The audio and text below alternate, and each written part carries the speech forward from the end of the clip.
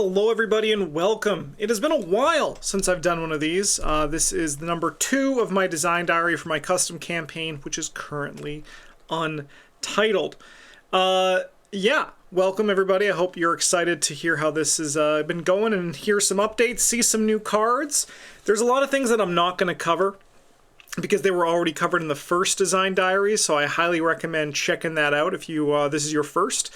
I'll have a link to it down in the video description so you can get a better idea of some of the like lore stuff and campaign ideas that are kind of just like broad as a whole, as opposed to this one, which is going to get a little bit more focused on some areas and kind of touch on some other things. So if you don't know, I've been working on this campaign off and on, mostly off since 2022.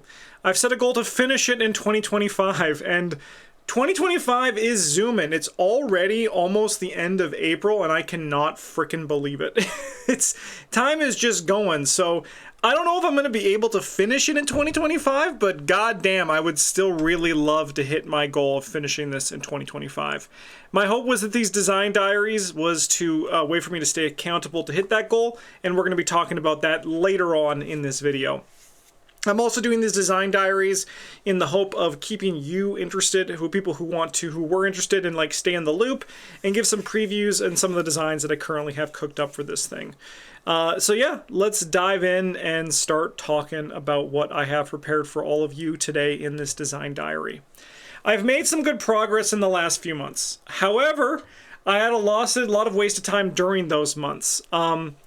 This is what happened to me before, and I'm pretty sure I said this in the first design diary, where I would get really inspired and I would like jam out a bunch of content for this, content isn't the right word, but a bunch of designs for this campaign, and then I would close the program and it would be like 2 months until I opened it again. And unfortunately, I can say that exact same thing happened again after the first design diary. I made that first design diary, I poked at things a bit, and then I just stopped working on it. However, I decided to start streaming my playtests and design sessions with this because I was having a hard time making time for it, right? And being it part of my streams made that I had to, like, I was able to set time aside and actually start, like, doing playtests and then also putting time in to actually do design sessions, right? So this consistency in my schedule, allowing me to stream my playtests and designs, allowed me to ensure, which I'm pretty sure I used the wrong ensure there, to ensure that I was making constant progress. A big reason that I didn't want to stream all this stuff at first was because I didn't want to spoil the designs. I wanted these things to be secret, like to be surprises, right? Like, because as I mentioned in the first design diary, my goal with this campaign is to just have it play tested by a group of people beforehand, and then when it's finished, I'm not going to touch it again. I'm just going to try to treat it like a physical release as best as I can. And my hope was like, hey, no, I want this to be a surprise for people who play it. But then I realized because I spent so much time thinking about Arkham, working on Arkham, when my streaming or recording day was done, the last thing I wanted to do was spend time working on Arkham. So instead, I put that into my Arkham schedule, and it actually has been a great success. I'm having a lot of fun designing this campaign, and the playtesting sessions have been pretty enjoyable, but the playtesting is still the hardest part. But doing it live has been very helpful for that. A big reason for this is that I often will let the viewers at home make the decisions for me in the scenario. So like, for example, when I know what's going to happen when one of these 3 things is chosen, I can lean on them to make those choices for me, and I can kind of get like a pseudo blind play, which has been very fun. I also have them build the decks for it, so I don't have to like, you know, like try to game it, which has also been very enjoyable. But I think the biggest thing that's come from this is, while the playtesting is the hardest part because it's hard for me to separate the player from the designer, I'm actually having a lot of fun with some of these scenarios, and the ones that are especially farthest along, that we're going to get into later on when I do my breakdown.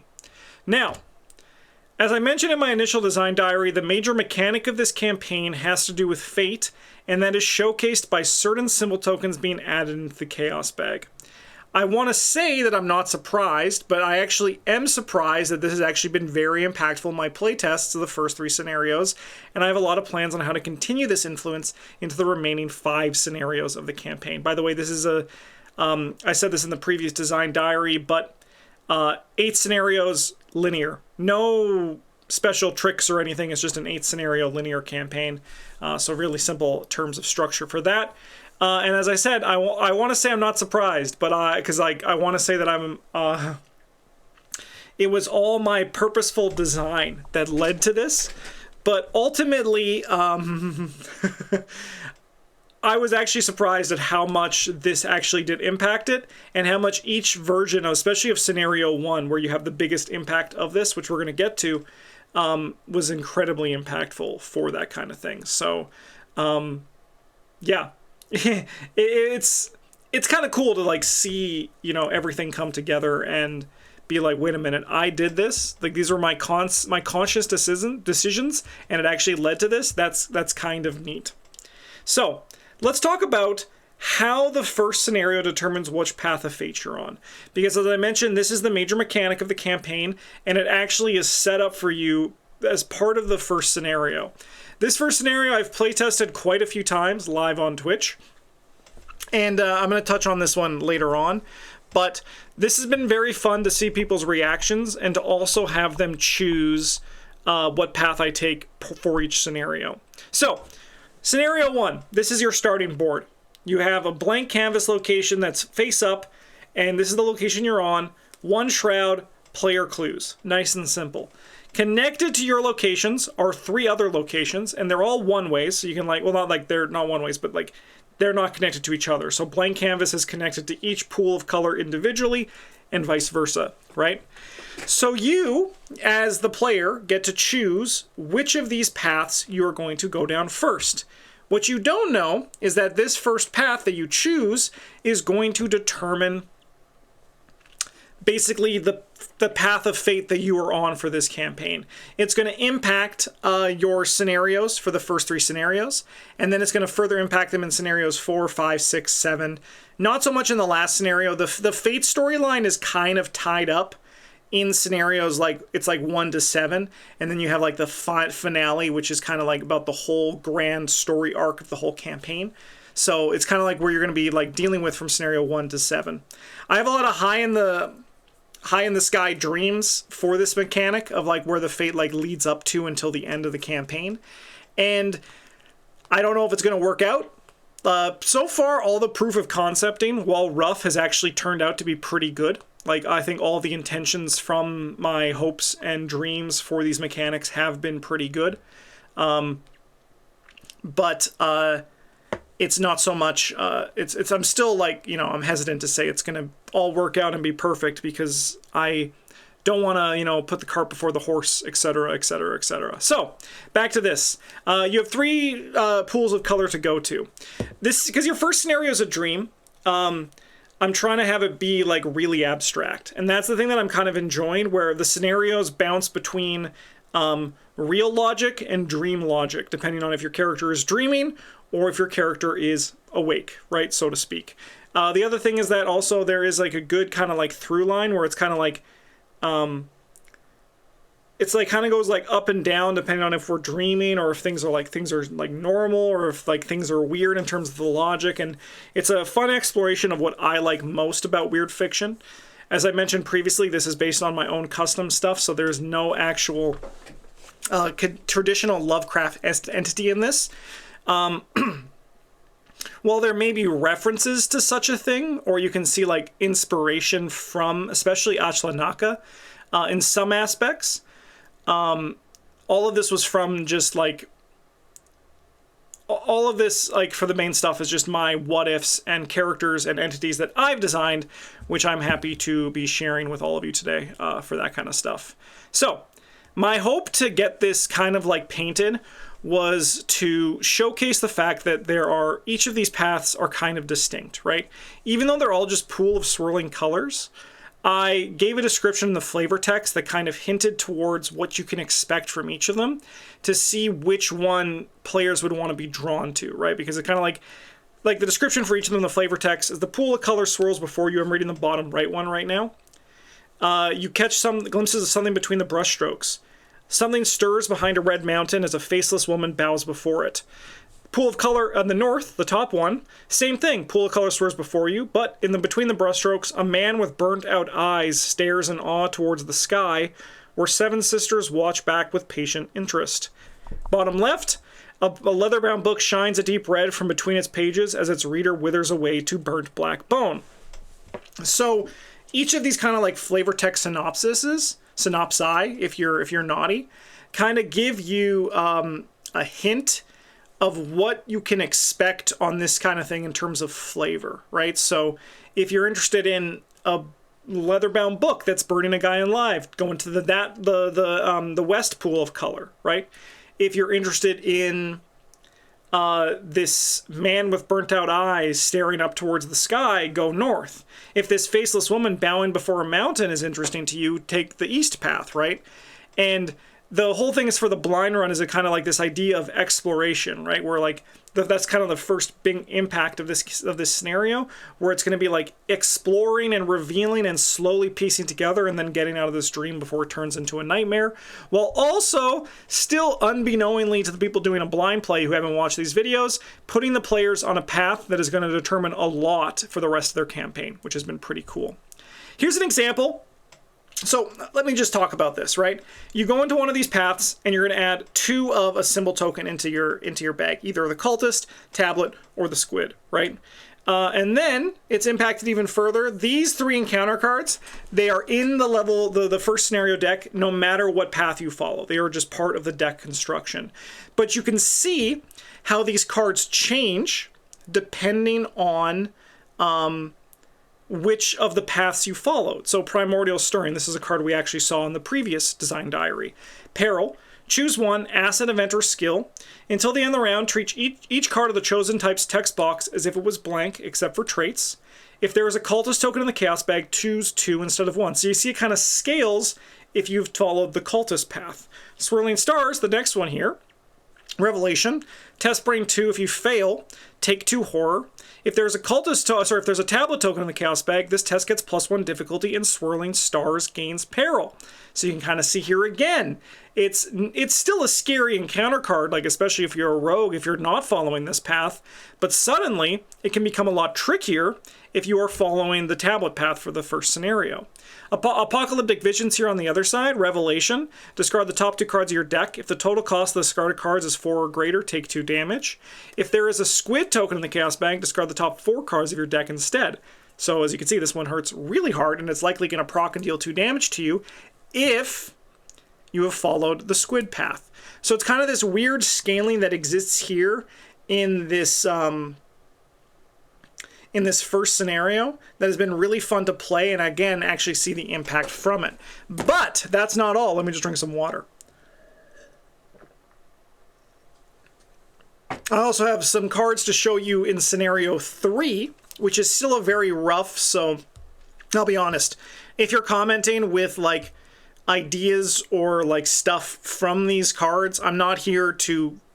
Again, I'm only going to be taking like feedback from the design team, like the playtest team once we get there. I do appreciate you, and I'll still read it. You can definitely leave it, but I'm not looking for fixes for these cards because these cards haven't really been playtested yet this next batch. These cards kind of have. These cards are probably going to... These cards have kind of settled where the dust is, but this next batch, these are from scenario 3, right?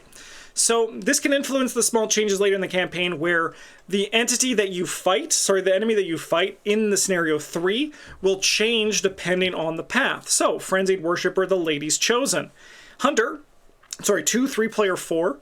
If you're playing on Hard or Expert, Frenzied Worshipper gets plus player health. Forced, after Frenzied Worshipper is dealt damage by a melee asset, treat that asset's printed text box as if it was blank, except for traits, until the end of the turn. So you can kind of see the carryover, going back to the previous slide, of this Primordial Stirring. On to Frenzied Worshipper, seen by the Sister, the middle one. 4 attack, 3-player health, 2 evade, Hunter and Alert. If you're playing on Hard and Expert, gets plus player health. Forced, at the end of your turn, if you are engaged with Frenzied Worshipper and have dealt it 1 or more damage to it this turn, draw the top card of the encounter deck. Again, you can kind of see this interesting connection between the two, right? Frenzied Worshipper, 3 player health 3. Hunter Retaliate. If you're playing on Hard or Expert, Frenzied Worshipper gets plus player health. Forced, after deal 2 or more damage to Frenzied Worshipper while it is ready, remove half that many cards from the top of your deck from the game, rounded up. So, well, this one's harder to see the connection to Apocalyptic Visions. It is still there in the long term, you just gotta trust me on this. But these are like the small ways that this carries through in the first 3 scenarios, and I have plans for it beyond that I'm not ready to show you guys too much right now, mostly because it's kind of just like scratch pad ideas for these things. But this has been very fun to see, and it's been kind of like, it keeps it a little bit fresh for me as well, which means that also I enjoy on replays. It's without adding like extra complexity or having to make different decisions. You just make one decision at the start of your campaign, and that's going to determine a lot for when it comes into the later effects of it. All right, let's look at this scenario progress breakdown. I can't really show you what they were for the first design diary, but let me tell you, these numbers are a lot higher than they were in the first one. So notably, the scenario 1 and 2, these guys are looking pretty good. They're like mostly solid, apart from a few changes that I had to make to scenario 2. But mostly now, at this point, it's like playtests and small tweaks, which is super exciting. So like that is kind of... that's kind of pretty sweet. I would say at this point now, Scenario 1 is feeling really good, but I want to play test it like probably 6 to 8 more times myself before I really start like saying, yes, this is good. And then of course I need to get it to the playtest design team whenever like whenever I get that set up, which we'll talk about more in a little bit. Scenario 2, as I said, Scenario 2 is a really interesting scenario because it's actually like 2 scenarios in one. Hard to explain unless you see it in action, but one side's really good and one side is a little bit squishy still. And I made some changes today that I'm hoping to play test soon. Scenario 3, this had gone through proof of concept playtesting, at which point I call it like 50% ready to go. It's like at a point where I'm like, yes, this is good, I'm happy with it. And now it's just about like getting like it working and like changing the numbers to make sure things work really well. Scenario 4, I've just made a map. Let me show you. Scenario 4, it's just got a map. That's all Scenario 4 really has right now. So it's like minor stuff and like maybe like 1 or 2 other special things made. Scenario 5 hasn't really changed much since the previous design diary. I like the idea a lot, but I need to actually like put the pedal to the metal. Big thing here is Scenario 6. This has gotten a lot of progress since the last design diary. Actually, today is recording this design diary. Was the day that I had to design 24 locations for that scenario, and we did that on stream today, and it was very fun. And it's looking pretty good. I think that one, it's going to go to proof of concept testing pretty quick, so that number should shoot up by the time the next design diary comes. So pretty cool. Scenario 7 I don't think's changed much, and Scenario 8 I think has changed a little bit, but it's mostly just like some... Scenario 8, as it always is, your final scenario is pretty high concept, right? It usually is, it's your finale, and my Scenario 8 is pretty high concept. So there's been a lot of kind of just like putting stuff down to see how it's going to work. And will it work? Remains to be seen. I'm optimistic, though. I'm optimistic. So that's kind of the breakdown that we've seen since the last one. All right. Let's talk about the previous challenges. So, in the first design video, Scenario 1 was eluding me. I felt that it was missing a hook, and this is luckily solved. This was a pretty easy solution that involved in reducing the doom thresholds, adding an extra agenda, and increasing the clues on locations. So, I'm actually going to touch on this on the next slide too here. But this is actually something that is my philosophy when it comes to doing these designs. I get what I call my proof of concept design first, right? Where I just put cards down and I usually just do like player clues on a location. I don't worry about other things too much. I just player clues and go, do a playtest, right? So that sometimes leads to, on the blind play, which is the proof of concept play, it's a little bit messy, which I'm going to get to. That's going to be on the next slide here. But that was the main thing about Scenario 1. But what it allows me to do is it allows me to take that scenario one, sorry, to take that proof of concept scenario and then start adjusting the difficulty knobs between them. And it turns out all scenario one needed was increasing clues on victory locations, obviously, so they were a little bit more pushier luck to get. Reducing the doom thresholds, the original number was too high. And then also I added an extra agenda, mostly just to add a little bit of texture, right? So the nice thing about agendas and acts is when they advance, the game changes, right? That's kind of like the concept of these things, the philosophy of the act and agenda decks. But my first version of this scenario one only had one agenda, so it didn't really actually change doing anything against you. For example, my original agenda for this was just agenda 1A, Growing Unrest. Force, when you place one doom on this agenda, place one additional doom if any investigator is on the blank canvas. And it was like 16 doom, right? Maybe like 15. It might have been 16, actually. Actually, I think the first version was 18, to be real with all of you. And what I did is I now changed it to just 12, but I added, as you see, a much smaller agenda, because then the second agenda now adds an extra coat of texture to this to make the whole thing just a little bit crunchier. And it's really fun. Like I said, I really enjoy scenario one at this point now. Location design that is interesting was another challenge, and this is still a work in progress. This is still a very daunting part of scenario design to me. I often feel that locations are pretty dull when I design them, but ultimately I'm trying to remind myself that too much complexity is not necessarily a good thing, and it's better that your locations tell a story. Because ultimately, if your locations tell a story, you could say that that is interesting, right? And even though that I might think when I look at the scenario itself is pretty dull, when you put the whole map on the board, that one little hook on that scenario suddenly does make it interesting, even though when you look at it individually, it is pretty dull. Current challenges. Trying to remind myself that the first run of a scenario will be rough, especially when it is in its proof of concept form. I find it can be disheartening to try out a scenario and then it just feels boring even though the concept works. It's either like boring and I'm like, what did I do? I didn't really design anything here, right? Like this doesn't actually challenge me. It's not hard. It's very easy. Nothing's happening. What's going on? And then, as I mentioned, I just go in and I put Surge on an encounter card. I reduce the Doom threshold by 2. I add a few clues on a location, and suddenly I'm like, holy shit, this is popping off. You know, like this is actually like a really, like that was a good change. And then it's all about like finding those numbers and like perfecting those numbers from my perspective of where I want them to be so I can have fun, right? This is how scenario one felt when I first tried it out, and it gets better with each edit and play. So I have to hold out hope that the other scenarios will do the same thing. However, even though I know this deep down in my heart of hearts, I still will play a scenario in its proof of concept form and just kind of like, I hate it, you know? And then I just have to remind myself, no, don't give up, don't lose faith. It's going to be okay. You just got to keep grinding. And that's very helpful for me for that. The other current challenge is finding the energy to set up and get the playtest going. I want to have a collection of people who will run playtests, but I have to set up the workshop files that will allow them to do their playtests, as well as make a Google Forms for people to fill out when they finish out a playtest, right? Whenever they do a run of this.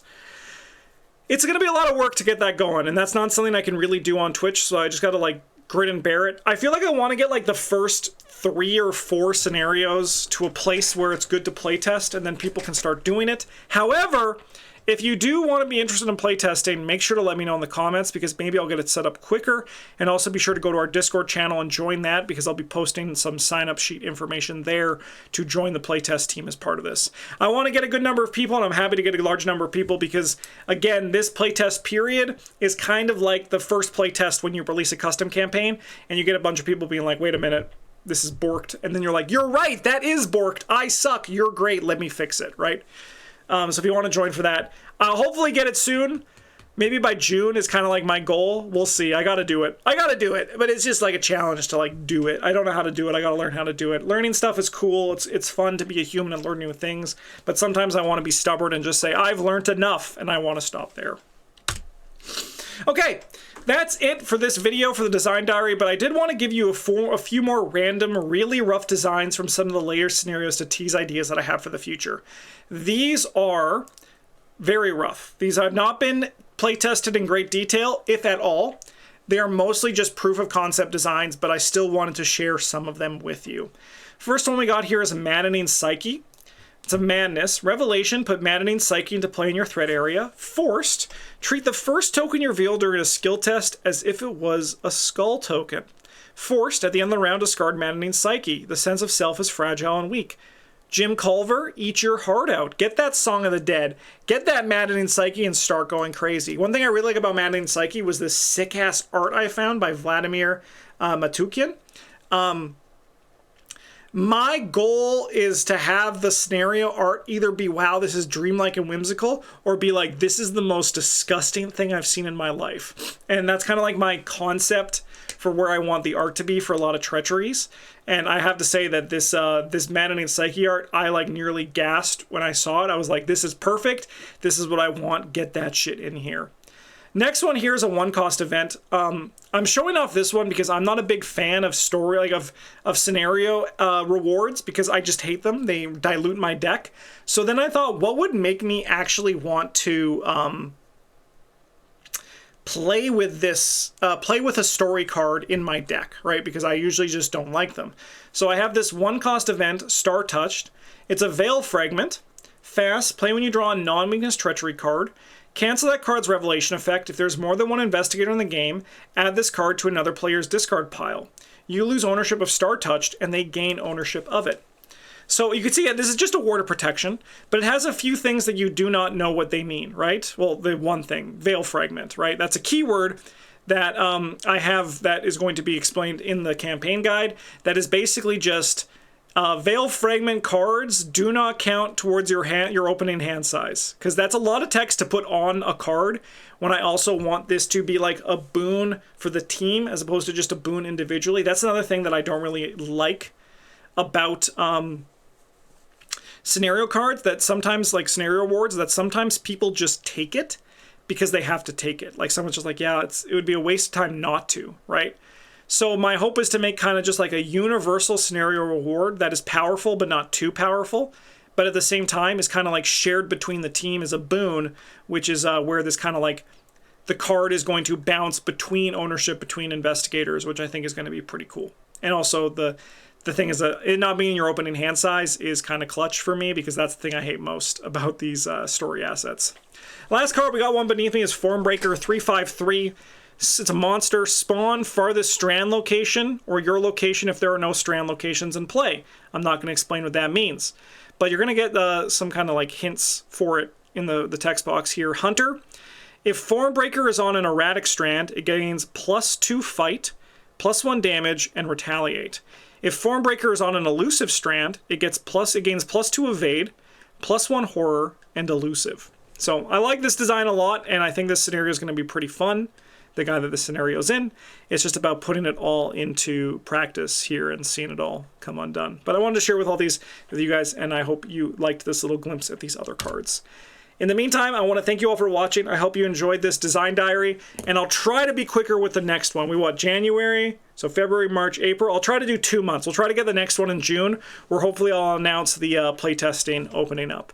But in the meantime, thank you so much for watching. Have a great rest of your Tuesday, or whatever day of the week it is when you're watching this. If you want to support the channel, you can do so by liking, commenting, subscribing. Or if you want to go above and beyond, you can join our patrons down below. Thanks for watching, everybody. Have a good one. And as always, a GG's.